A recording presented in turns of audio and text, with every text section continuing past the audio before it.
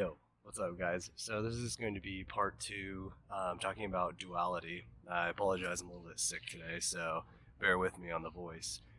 So this past week or two, last couple of weeks, I'm actually happy the sun's still out. So okay, it's looking good. Anyways, yeah. So the last couple of weeks, I was talking with people about duality, and we were having some arguments, things like that. I think there was a couple points that people had made about duality actually existing, um, and I think there might have been one or two that I still had to look more into. But I really came to the conclusion, though, that duality is a very deep-rooted thing in our society, and it's a it's definitely a religious belief. And by religious belief, what I mean is something that you believe because you're told your whole life, and it's constantly around you, and it's a part of your society and your culture, and it's not really something that makes any logical sense. And when it's completely broken down and dissected, it holds no meaning, essentially. And I was sitting there thinking, how do we even get to this point? I think it's, well, for one, I think it's because we lack critical thinking skills, and I think that's the point of school, like general education, is to just basically force feed you ideas your whole life, and then make it easy.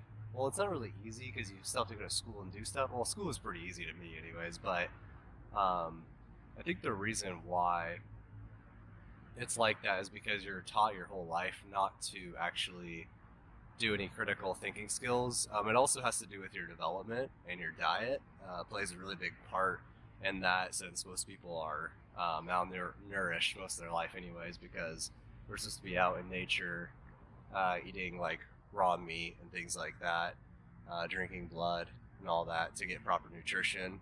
But just the whole environment that we live in is pretty unnatural, in general, so it leads to probably us just being weaker.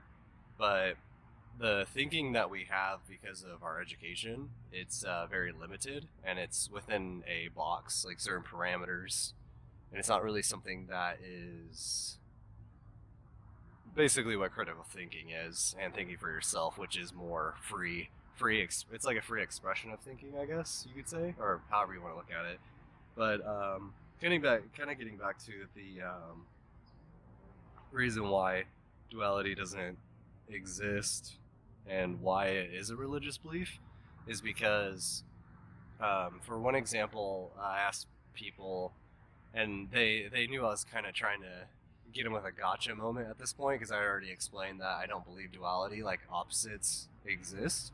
But I had asked them what the opposite of a man was, and then they were like, kind of hesitant to answer. But I was like, well, usually the first response people say woman, and then they were like, yeah, it is a woman because the femininity is the opposite of masculinity. But the thing is about that, in particular for men and women, is that they aren't opposites; they're actually complementary. So it's like, I don't really know if I'm using this properly, but like the yin and yang is a balance. I mean, I don't believe in that either. I think that's more of like a light and darkness and duality argument. So I guess that's actually even more different than, I think, well, it's supposed to be complementary to each other, technically. Well, it's supposed to be a perfect balance, right? But basically what I'm saying is men and women are complementary to each other. They enhance one another when brought together. So that alone in itself doesn't mean an opposite. Plus, when I was explaining to one of them, like one of the people I was talking to about this, I was telling them that they're not opposites, because he was explaining like the differences that they have, like hormonally, and like the masculine and feminine. But even masculine and feminine is kind of a very loose term, right? So it's kind of something that we've just kind of put labels on and expressed as humans. It's a very human idea. It's not a natural idea. Like, if you look at like a lion and a lioness, I mean, is the lioness more feminine than the lion? like the male lion, I mean, I wouldn't say that he's masculine versus the lioness is feminine. That doesn't really make sense to me. Because in nature, there wouldn't be anything like that. They're both just tough animals, whereas the lion's probably stronger, obviously, than the lioness. But yeah, so they're essentially not opposites of one another. They're just complementary. Um, there's a lot more things between men and women that are not opposite. So they have a lot more in common. I mean, just in general, if you even want to compare a human to an animal, for example, they both have blood, they breathe oxygen, they have animal cells, etc., organs, things like that. So to say that men and women are opposites, it doesn't make any sense at all. But that's just one example of why duality doesn't exist. On top of that, duality also doesn't exist because, well, we already talked about like the good and bad, right? Which I talked about in the previous video. But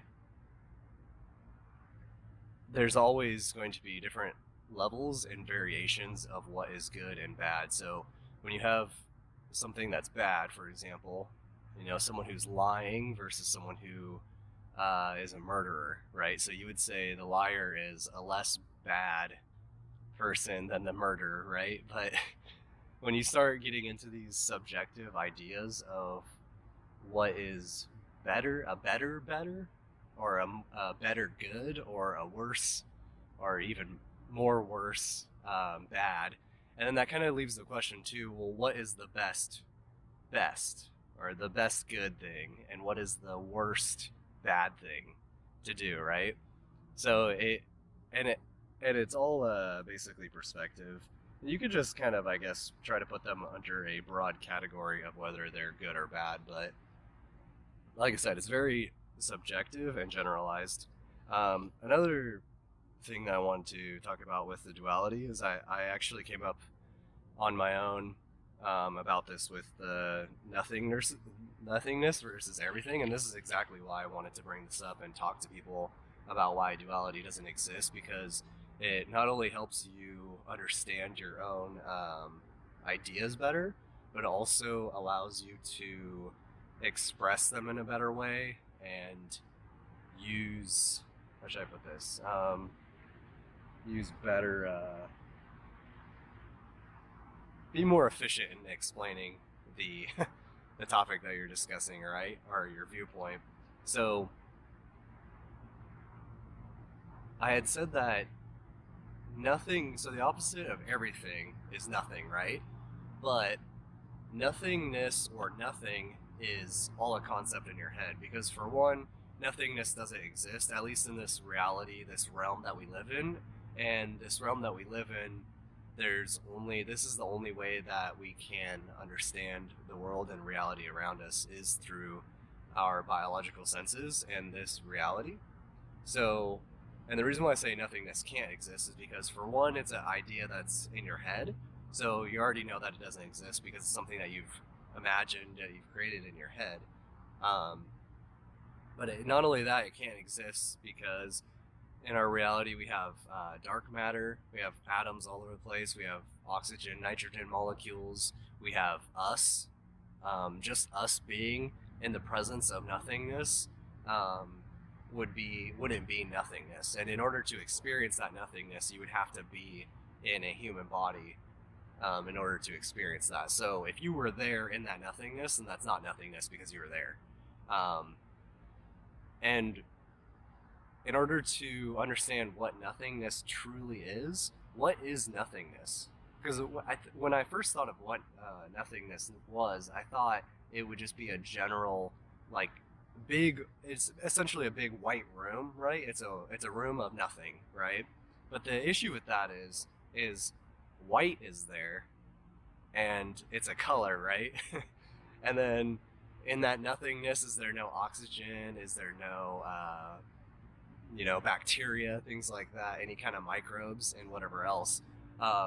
So when you kind of break it down, you can't really even imagine what nothingness is, right? So if you can't even imagine what nothingness is, and the only way to have any kind of grasp of what nothingness is to imagine it in your head, then doesn't that mean that nothingness doesn't exist, and therefore there can't be nothingness? And if there isn't nothingness, then that means that there can't be an opposite to everything, which I would say that that might be the ultimate explanation to why there's no duality. But good and bad's a pretty general good example, because most people understand good and bad because we've been taught it our whole life, right? But I would say if you understand that there is no such thing as nothingness, therefore there can't be an opposite to everything, which everything is also. I mean, we don't even know what all of everything is, right? If the universe and all that even exists, which I'm not saying it does, but if it does, we don't even know what everything is, and that's also something that is um, imagined, and you can't even imagine it because there is so much out there, right? If the universe actually exists, and we aren't just like on a plane, which is only Earth, then even that you would have to imagine and wonder about. So I think that's pretty much all that I wanted to explain on this video. But yeah, I know it's really deep, so these are kind of like my final thoughts on duality.